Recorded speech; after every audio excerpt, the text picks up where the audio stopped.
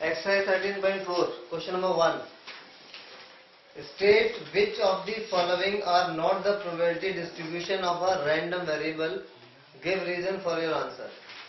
आपको भी random variable के बारे में मैंने बताया. तो अगर किसी क्वेश्चन में किसी की प्रोबेबिलिटी डिस्ट्रीब्यूशन निकाल रहे हो और x उसका रैंडम वेरिएबल है, तो x रैंडम वेरिएबल में जितनी प्रोबेबिलिटीज आएंगी उसका सम हमेशा 1 आएगा. ठीक है. तो पहले पार्ट में रैंडम वेरिएबल x की वैल्यू 0, 1, 2 है और उनकी इंडिविजुअल प्रोबेबिलिटी दी हुई है. x पर 0 पर 0.4, 1 पर 0.4, 2 पर 0.2. तो अगर ये प्रोबेबिलिटी डिस्ट्रीब्यूशन टेबल है और x अगर रैंडम वेरिएबल ही है तो sum of pxi, summation of pxi, all the probability का सम 1 आना चाहिए. तो 0.4 प्लस 0.4 प्लस 0.2 1 आ गया. तो फर्स्ट पार्ट में x एक रैंडम वेरिएबल है. 1 तभी आएगा जब x एक रैंडम वेरिएबल हो, अदरवाइज नहीं आएगा. क्लियर. सेकंड में सुनो, हाँ, सेकंड में मान लो इसका टोटल आप कर रहे हो और वो 1 आ रहा है भाई. 0.1 से माइनस 0.1 कैंसिल हो गया और बाकियों का सम 1 आ रहा है. दो बातें, एक तो प्रोबेबिलिटी का टोटल 1 आना चाहिए और दूसरा ये तो बेसिक रूल है कि कभी भी किसी की प्रोबेबिलिटी माइनस में आ ही नहीं सकती. तो यहाँ टोटल तो 1 आ रहा है पर यहाँ पे जब x की वैल्यू 3 थी तो प्रोबेबिलिटी दी हुई है minus 0.1, which is not possible. Probability of any event can not be negative. तो सेकंड क्वेश्चन में जो x है वो एक रैंडम वेरिएबल को रिप्रेजेंट नहीं कर रहा क्योंकि इसमें किसी की प्रोबेबिलिटी माइनस आ ही नहीं सकती. क्लियर. पहले में x रैंडम वेरिएबल था और दूसरे पार्ट में x रैंडम वेरिएबल नहीं है. रीजन क्या है? Probability of any event can not be negative. Third पे आ जाओ. इसमें यह ध्यान रखना, y रैंडम वेरिएबल है, मतलब y ऊपर y वेरिएबल है और y की वैल्यू -1 है. वेरिएबल की वैल्यू -1 हो सकती है भाई. क्यों नहीं हो सकती? वही तो बोला हो सकती है. तो नहीं वेरिएबल की तो हो सकती है. वेरिएबल की तो माइनस हो सकती है. मान लो मैंने 3 चिट बनाई, 3 चिट में एक पे लिख दिया -1, एक पे 0 और एक पे 1. ठीक है. ओके. तो तीनों मैंने जमीन पे फेंके. ठीक है. और मुझे एक ही चिट सिलेक्ट करनी है, एक ही उठानी है. तो find the probability distribution of number written on the chit. तो उस चिट पे नंबर -1 भी आ सकता है, 0 भी आ सकता है और -1 भी आ सकता है. तो रैंडम वेरिएबल का मतलब होता है एक्सपेरिमेंट में क्या चीज कह रहा है. तो एक्सपेरिमेंट ऐसा हो सकता है जिसमें रैंडम वेरिएबल -1, 0, 1 आ सकता है. जैसे यही क्वेश्चन ले लो, समझ में आ गया. तो वेरिएबल की वैल्यू माइनस में हो सकती है. यहाँ पे उस पे कॉइन से मत करो कि वो आएगा या ऐसा तो हो नहीं सकता आएगा या नहीं आएगा, पर ऐसा नहीं होगा माइनस में आएगा. यहाँ पे वेरिएबल कुछ और भी तो हो सकता है. उस शीट पे लिखा हुआ नंबर है वेरिएबल, उसकी प्रोबेबिलिटी रेशियो बनानी और नंबर माइनस में लिखा है तो माइनस में आएगा. पर प्रोबेबिलिटी माइनस की नहीं हो सकती. तो यहाँ प्रोबेबिलिटी थोड़ी ना माइनस की है. यहाँ प्रोबेबिलिटी ऑफ y है -1 पे 0.6, -1 आने के चांसेस है 0.6, 0 के 0.1, 1 के 0.2. इसका टोटल कितना है? 6, 7, 8, 9. तो ये वाले में इसलिए रैंडम वेरिएबल नहीं है क्योंकि सम ऑफ द प्रोबेबिलिटी 1 नहीं आ रहा, 0.9. y ऊपर -1 लिखा है, ये रीजन नहीं, मतलब देना y -1 हो सकता है पर ये इस केस में y रैंडम वेरिएबल इसलिए नहीं है क्योंकि sum of the probability is not equal to 1. Clear है. फोर्थ में z रैंडम वेरिएबल है, उसकी वैल्यू फिर -1 हो सकती है, कोई दिक्कत नहीं है. प्रोबेबिलिटी का टोटल अगर करेंगे तो ये 1 नहीं आएगा.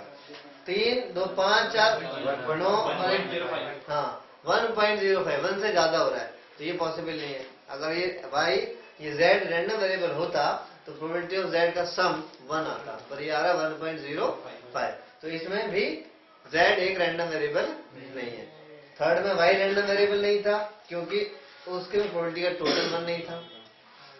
फोर्थ में z रैंडम वेरिएबल नहीं है क्योंकि इसमें probability sum of p z is not equal to 1. और थर्ड में इसलिए रैंडम वेरिएबल नहीं था क्योंकि किसी एक की प्रोबेबिलिटी माइनस में थी और फर्स्ट में रैंडम वेरिएबल वो था. क्लियर हो गया. अब आओ question number 2. An urn contains 5 red and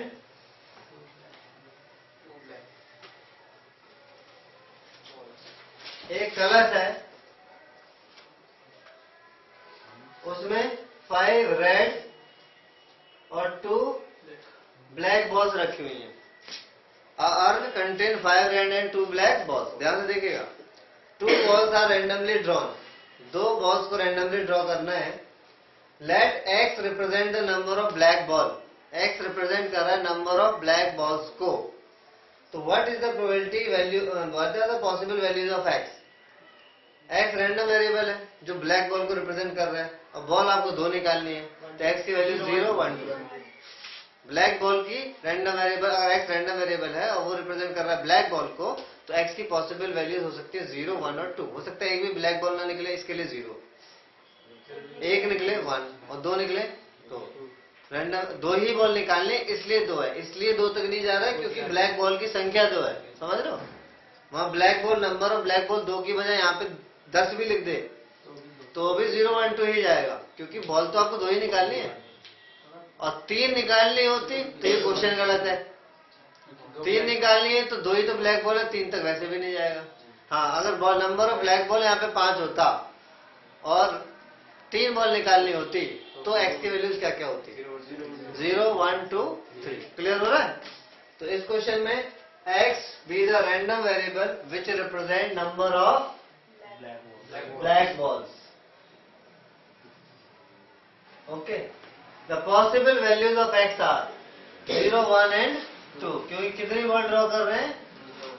2 balls निकाली जा रही है, तो 0, 1, 2। ठीक है, तो probability distribution table short form में लिख दिया करूंगा। ठीक है, प्रोबेबिलिटी डिस्ट्रीब्यूशन टेबल देखिएगा, xi और प्रोबेबिलिटी ऑफ xi बनानी है ना।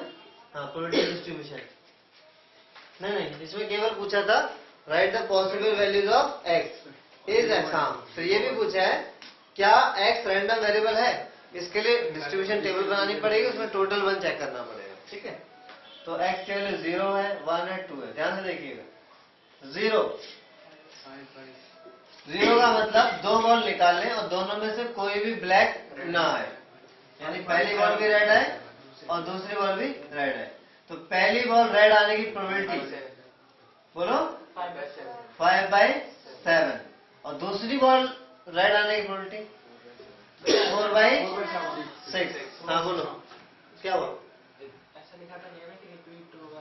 अगर नहीं लिखा होगा तो हम विदाउट रिप्लेसमेंट ही मानेंगे। क्लियर?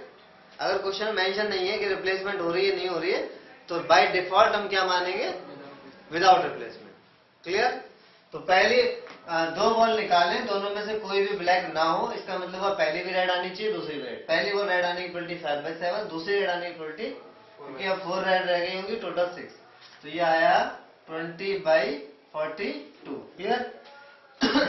एक रेड आएगी, एक रेड 2 तरीके से आ सकती है, पहली रेड हो और दूसरी ब्लैक हो, प्लस पहली ब्लैक हो और दूसरी रेड हो। तो पहली रेड बोलो 5/7, दूसरी ब्लैक, ब्लैक तो 2 ही है। हाँ, पहली ब्लैक और दूसरी रेड, समझ आ रहा है सबको? क्लियर हो रहा है ना? जब पहली ब्लैक तो 2 ब्लैक, टोटल 7, फिर रेड आनी चाहिए, दूसरी रेड आनी चाहिए, रेड तो 5 है, रेड तो निकली नहीं, और टोटल बची 6।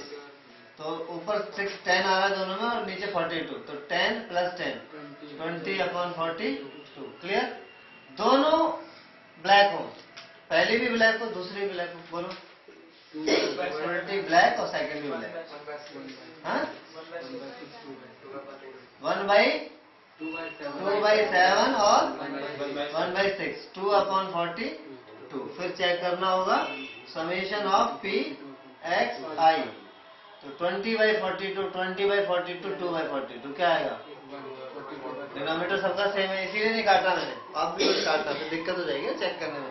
सबका डिनोमिनेटर 42, न्यूमरेटर ऐड कर दो, 20, 20, 40 और 2, 42/42 बन। Since summation of pxi where I is 0 to 2 is equal to 1, this implies x is a random variable.